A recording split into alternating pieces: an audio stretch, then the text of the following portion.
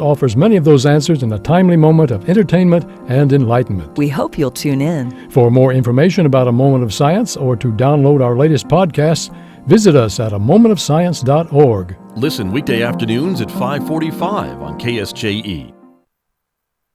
KSJE is supported by San Juan Regional Medical Center, here to meet your urgent and emergent medical needs, whether they are COVID-19 related or not. Medical emergencies happen when you least expect them. Whether it's a stroke, heart attack, illness, or injury, San Juan Regional Medical Center's caregivers are here to provide care to you and your loved ones. Find out more online at sanjuanregional.com.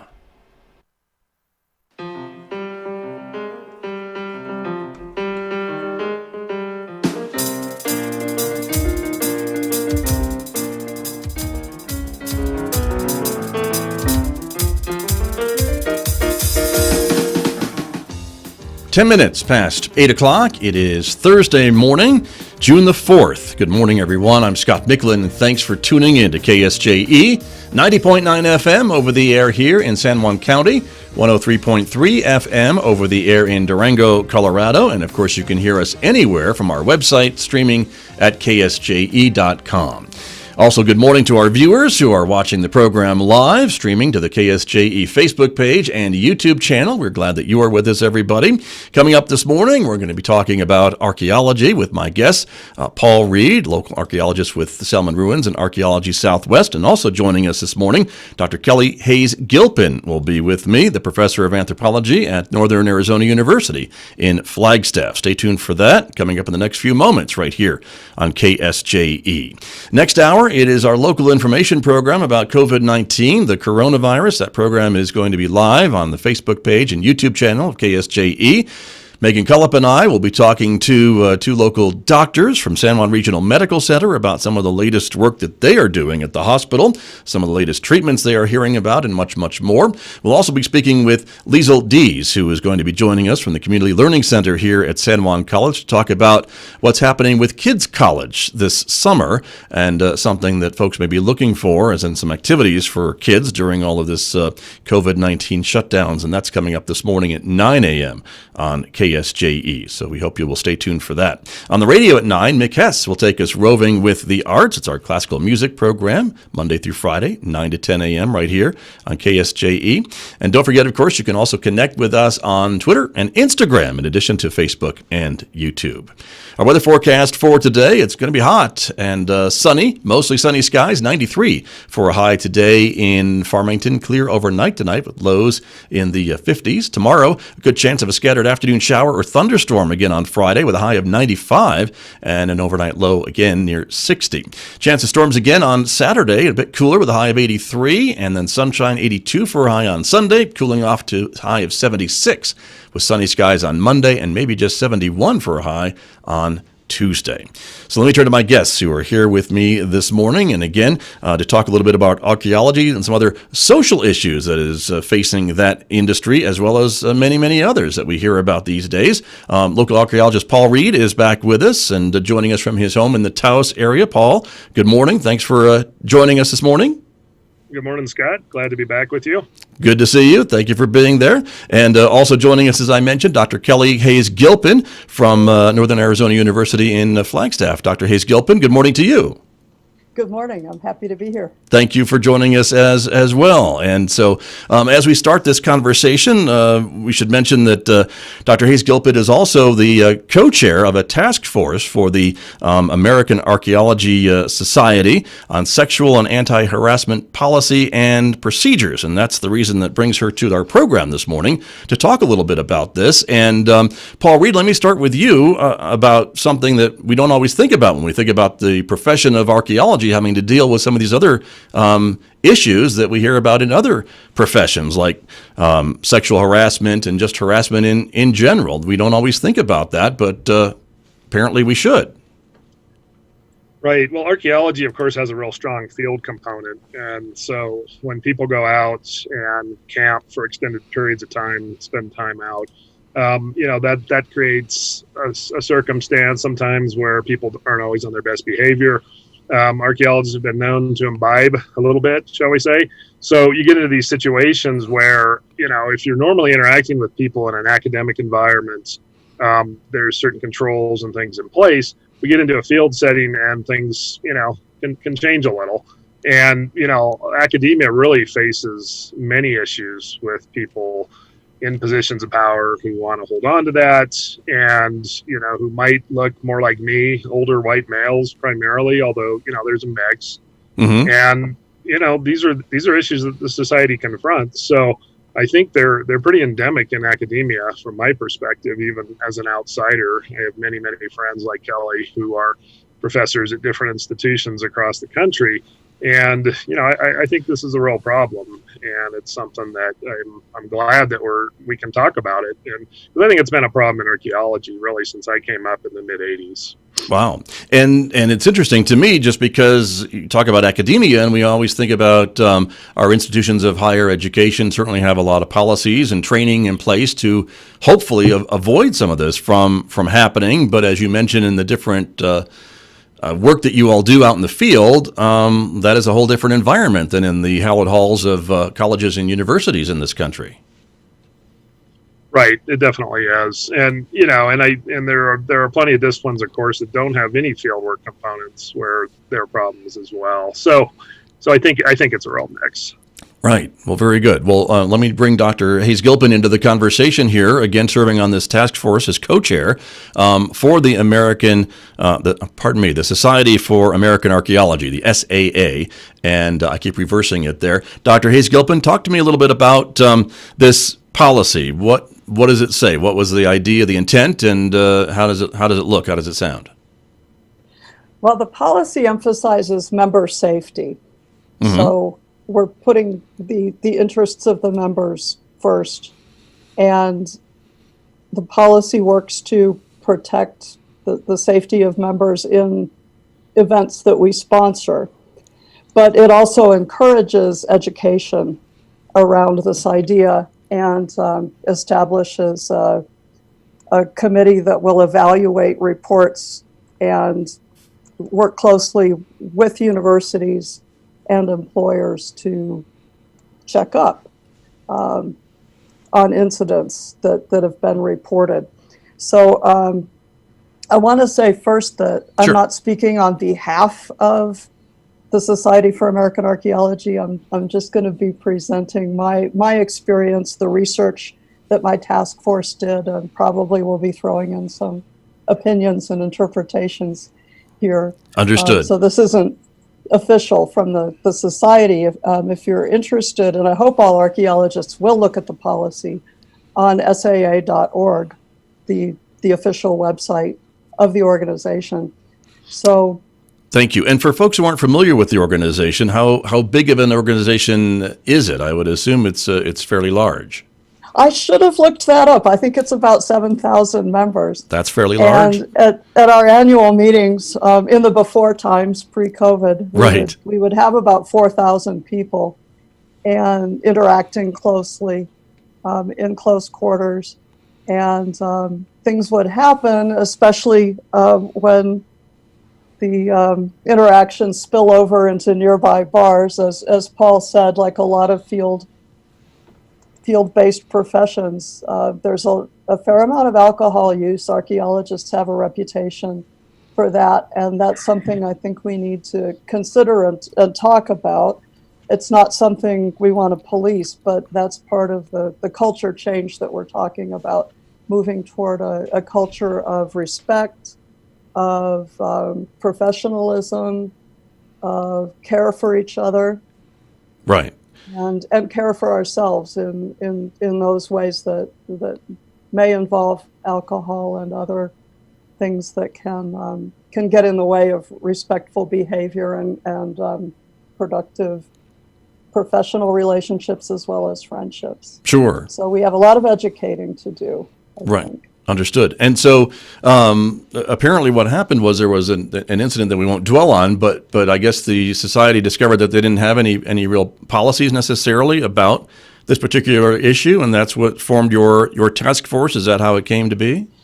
There was a policy, but the procedure didn't really work out as planned. So I see. we needed a much clearer process that puts survivors first. So an individual was spotted at the meeting, registered on site, didn't know ahead of time he would be there.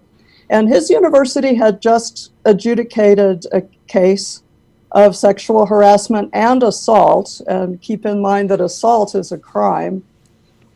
This individual had been accused by at least 3 women, and the university investigated and found that he had done the deeds. So his students were there at the meeting and spotted the professor who had harassed and assaulted them attending the meeting. And we didn't have a good process at that point for reporting that this individual is here and verifying that he was, in fact, not just an alleged perpetrator, but a known perpetrator who had been banned from being in contact with his students by his university. So there was no way to communicate between the society and the university in a timely fashion. And this was very distressing for the survivors. So, and then again, you can read about it online. Sure, but that's what prompted this new policy. That's what prompted it. Is this incident? We needed a way to, one, bar participation from people who had been adjudicated by their university or employer or law enforcement from being in proximity to the survivors, right? Or anybody really, because one of the things we found out in our research is that perpetrators are not a large number of people, but the people who do commit assault and harassment are usually serial offenders. So we wanted a way to make a safer place of our meetings and be able to bar people ahead of time from registering if they were known perpetrators, and to remove them quickly when these revelations came up, or when something happened at the meeting. You needed to be able to remove the person to ensure safety, and then have an ombudsperson. And I think most organizations are going towards an ombuds model. Universities already have that. It's a trained professional, neutral party who will hear both sides of the case and help reach a solution and make a recommendation to a board of directors or an executive director who can then make a decision. So it's parallel to what a lot of universities are doing. Sure. So this helps make a safe place right away. It will speed up response considerably, and even attempt to, and we very much hope, prevent incidents like this. Right. And Paul Reed, let me ask you, as again, talking about this organization of maybe 7,000 or so archaeologists and maybe students who are getting into the field and things along that line, to not maybe have a policy, a workable policy, and to maybe have to change it after this incident, does that send a message maybe to other groups too, to maybe review what they're doing to protect survivors in their own groups and organizations? Yeah, I definitely think so. And, I think, as Kelley's mentioned, universities are really well out in front on this, in my experience, and they have the policies in place. And I think it's been slower to get into other organizations. The one I work for primarily, Archaeology Southwest, has a written policy, and we've had it for a few years. So, so it's unclear exactly why, SAA maybe didn't move in this direction a little bit faster. But I think the good news is that when this incident did occur, I think the society moved really quickly to set up a task force that Kelley and the student co-chaired. And I think they put in a lot of hard work to develop a policy, and then, to vet it with the membership as well. Policies are great, but your members actually have to know what the policy is, and they have to respond to it and be sensitive to it. And, and I think all of us have to realize that this isn't just a woman's problem. It's not just a young woman's problem. It's not just a student's problem. It's a problem that we all need to be aware of and face. That's that awareness, and especially the people who, like me, have been in the society for 35 years. So I need to be aware of this and really be, do what I can do when I encounter any kind of situation and confront it and try and deal with it. So I think in one way is to throw out the term that we seem to be using a lot. It's a question of not being so siloed into I'm fine, everything's good in my world, and really having that larger vision and being able to think about the experience of other people. That's kind of, I think, the core message here is that even if you haven't personally experienced something and you're not seeing it or whatever, is to really have that awareness, and also to be able to put yourself into a position where you might be in a very uncomfortable and or dangerous situation that arises. So yeah, I'm pleased that the society has done this.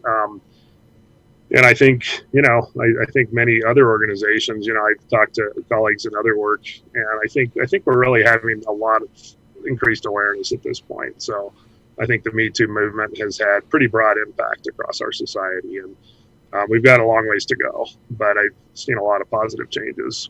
Sure. Well, and I guess like most policies, I think until you actually have to use it, you don't know if it's deficient or in need of updating or what have you. And perhaps that was the case here. Dr. Hays-Gilpin, I don't know if that's true or not, but with this new policy, and as Paul Reed said, with the Me Too movement that we've seen across this country, most notably in the entertainment industry, but it just goes to show that the other industries can be impacted as well and need to respond, don't they? They do, and our task force was in touch with geologists and astronomers and chemists, and almost all professional organizations are taking action. And we're not necessarily modeling ourselves on universities because we're different. And when Paul said universities are out ahead of this, again, they are policy-wise, but does the policy work? And right. Universities themselves, even though they're large and have full-time legal staffs, they're still struggling with this. And universities are still a hotbed of assault and harassment and have a long way to go.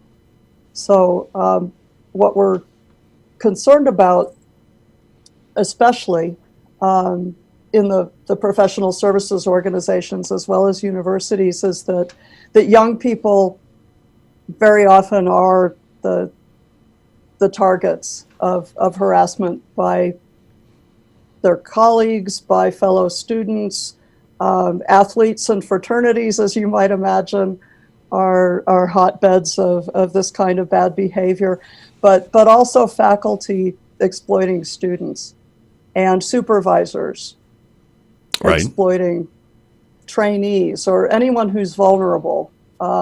Is likely to be targeted by especially a serial perpetrator. So we have to be very cognizant of these power relationships. And that's part of where the education comes in, doing supervisor training, professional development kinds of things, just making anti-harassment training part of all of this. And what's different, so as Paul said, this has been going on since the 80s when we both got into this. But with Me Too, women are speaking up, men are speaking up and saying, hey, this happens to us too sometimes. It's not just a women's thing.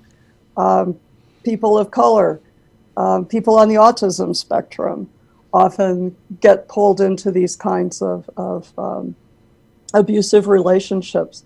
And for all of these decades that this has been happening, there's just been an increase in what can we do, what do we need to take action on. So we've been talking about consent, affirmative consent. No means no.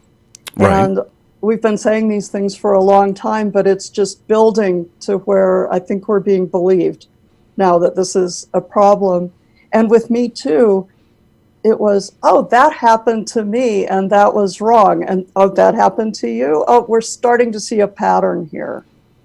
And we're starting to talk about that pattern and say, we want action.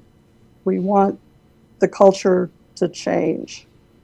And we have seen that, don't you think, recently with some of these high-profile cases, as I mentioned, the entertainment industry and others, that these survivors are finding their voice and coming forward and being brave and sharing their stories about what they endured, and that is helping to make the conversation move forward? Absolutely. It's a horrible thing to say this is wonderful about, but right, I understand. We're finally being believed, and a lot of that is because very high profile people in the entertainment industry or the news industry yes have been speaking out, and we're starting to see very publicly how these accusations are vetted, how they work their way through the legal system. And little professions like ours were saying, we have this problem too, but we never would have had this conversation in public without this larger context. Right. And now we are having it, which I think is a good thing. We are having it. And as Paul said, the field-based professions, field-based research biologists, geologists are telling us the same things. They're having these problems in field settings. Which is where you're very isolated. You can't just right assume that everyone is going to believe you and support you and help you get out of that situation.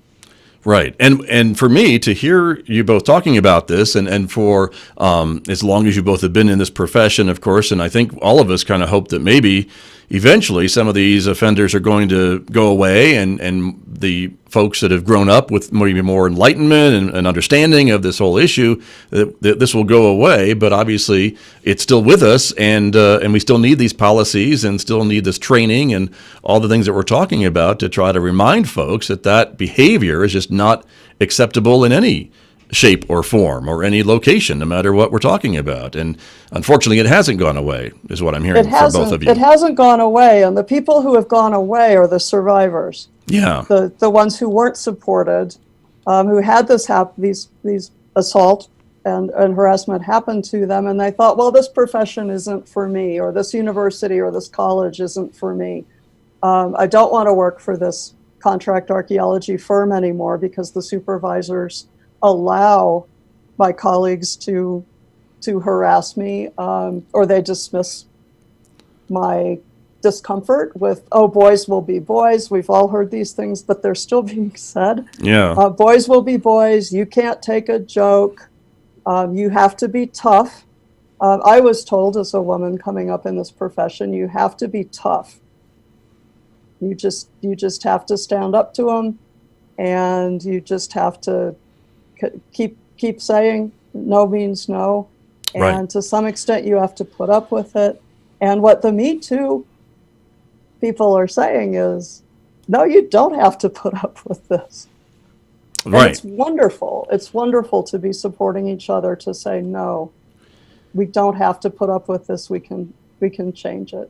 Exactly. And so today, for a young person maybe getting into this field that both of you have dedicated much of your lives to, are you hopeful that they will have a better experience maybe than those in the past because of the awareness, because of the bravery of some of these survivors that have come forward, that students today will have a better go of it with some of these incidents? Hopefully they won't have any incidents, but if they do, they can speak up and feel empowered to do that? And be protected. And protected, yes. Yes. I have to be. I just have to be optimistic about this. We're working so hard to make it happen. It's so important. Right. And Paul Reed, one of the things I think, Scott, is that we have a lot more women coming up as field archaeologists and really in our profession as a whole. So that's a positive sign. And I think just my interactions with younger archaeologists, I think they're just a lot more aware of all these issues. I think they've, anyone who's come up since the 90s really has just had, much more education on a lot of these different issues and much more sensitivity. I mean, not necessarily specific sensitivity training, but I do see a shift. And and talking to younger colleagues in their 30s, I do think that their attitudes are different towards a lot of these issues. And so that gives me a lot of hope for that, and just the increasing diversity that we have in our field.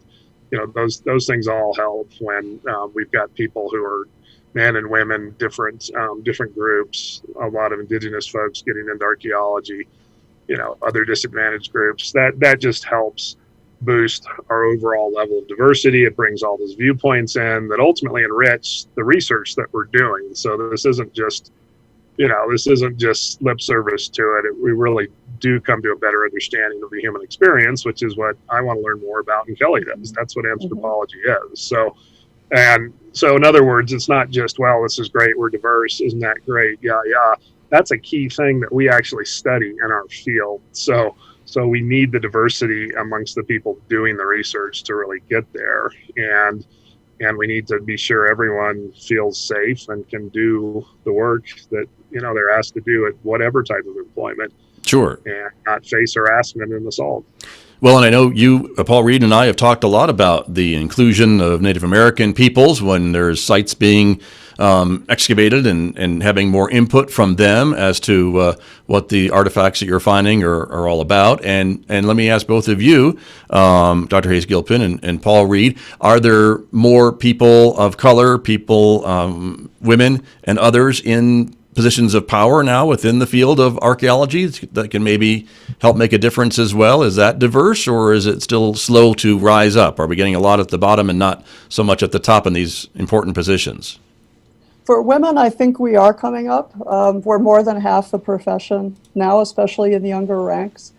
And we're moving up in supervisory positions and professorships. But we're not there yet with people of color, particularly African Americans and Native Americans. And we've got to work a lot harder on that. Now, here at Northern Arizona University, a little shameless plug, we do have a number of Native American professors in anthropology, specifically archaeology, as well as an applied indigenous studies program with Native faculty. But that's rare. There was just, what was it, Paul, like a dozen Native American PhD archaeologists 10 years ago. Right. And now there's a great deal more, and more PhD students in the pipes. But they do feel systematically disadvantaged in a number of ways. And we have a long way to go on ethnic diversity.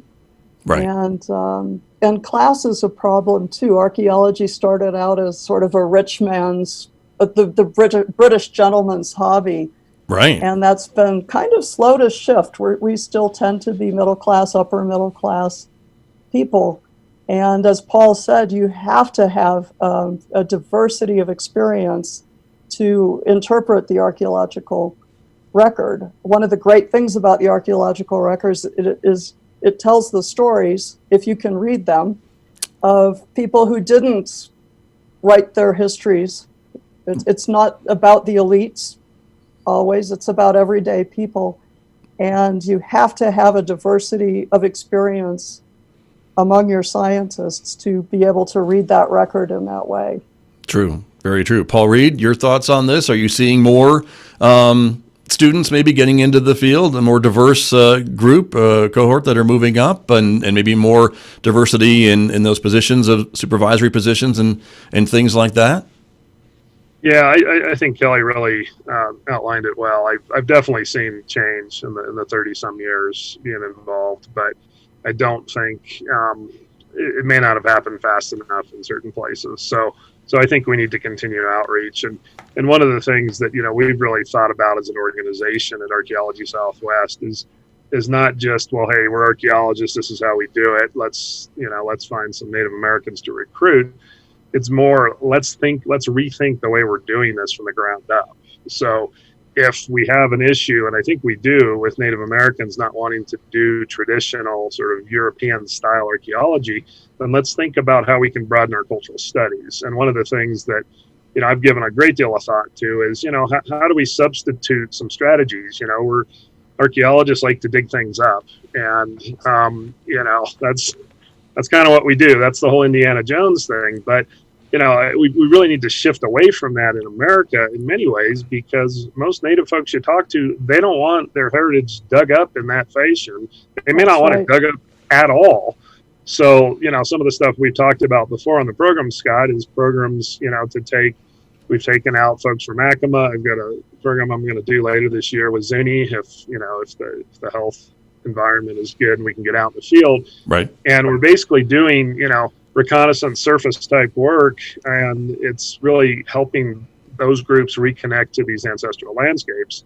But it doesn't involve putting a shovel in the ground. And so I think we're starting to see some important shifts there. And and I'm not disavowing the profession or what we've all been doing for years, but I think we do in America particularly have to shift. And if we're going to excavate in areas where we have descendant groups, the descendant groups need to have a seat at the table from the beginning, and not hey, we did this big project for 10 years, we called you when it started, sent an email, what do you think about our 500-page report?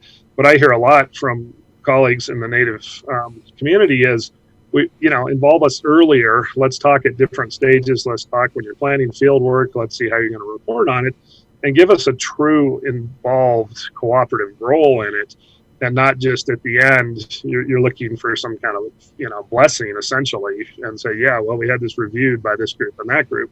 Well, that's better than maybe we were doing 20 years ago or 30 years ago, but it's not truly collaborative, cooperative work. So those are the directions that I want to head, and I don't have a ton of years left in the field. But on this front, I'm also encouraged by younger colleagues who are much more attuned to talking to, their Native colleagues as well. And for many, they've had more students in their classes than Kelley and I did. I didn't have any Native American folks in school at New Mexico State in the 80s.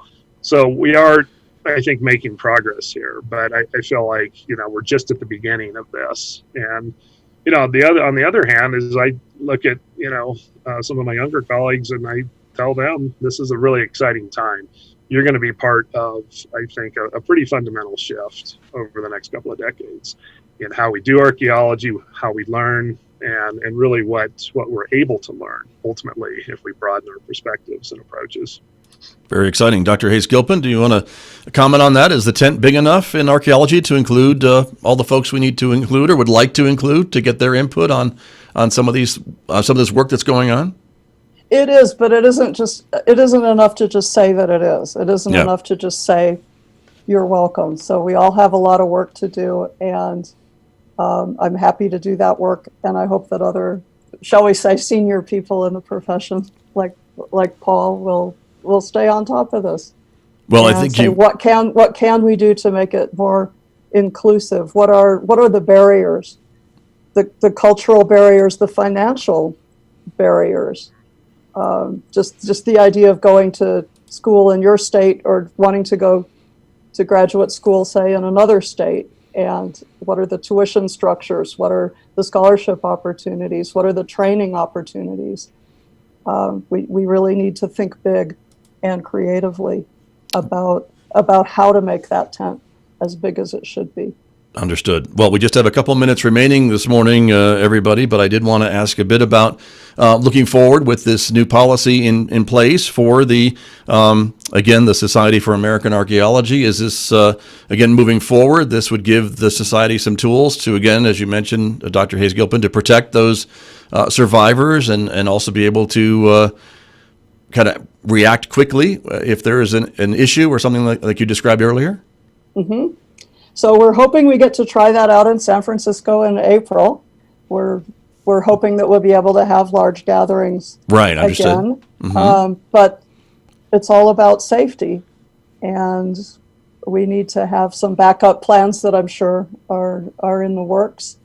And we need to get creative with our outreach and not just rely on large gatherings to disseminate these ideas and have these conversations. Right. And it's a strange new world in some ways. I think it won't ever be the same. True. And we just can't give up. Have to keep working on how to make things better. Very true. Well, thank you both for joining me this morning. Dr. Kelley Hays-Gilpin from Northern Arizona University, thank you for being with us this morning. Well, thank you for having me on. You're very welcome. And Paul Reed, always a pleasure from Salmon Ruins and Archaeology Southwest. Thank you. Scott, great to be on with you as always. Appreciate it very much, both of you. Thank you, my guests here on KSJE, and I'll be back with more, of course, in just a moment, everyone. The time right now is coming up on 8:44.